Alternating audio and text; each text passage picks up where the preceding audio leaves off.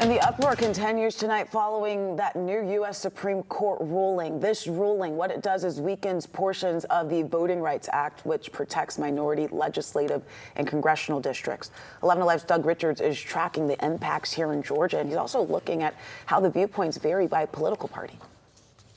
Georgia Democrats woke up in the political equivalent of a cold sweat following Wednesday's Supreme Court ruling. He has basically blessed partisan gerrymandering, which is just awful. Former state senator Jen Jordan said what many Democrats were saying. Supreme Court Justice Samuel Alito had written a ruling that overturns much of the U.S. Voting Rights Act. They don't even have to protect minority voting rights anymore. Jordan is running for a seat on the state Supreme Court. Former Republican state Senate leader John Kennedy praised the court's ruling, calling it a victory for common sense and a long overdue win for every southern state forced to bend the knee to federal courts on redistricting. He's running for lieutenant governor. Well, they're certainly all clamoring to have a special session, and they're saying it out loud. They're saying, redraw these districts. Former lieutenant governor and former Republican Jeff Duncan says his former party has been upfront about wanting to draw districts that favor the GOP, and this ruling empowers them to do it even more than they already have. At an overall political level, we're a swing state.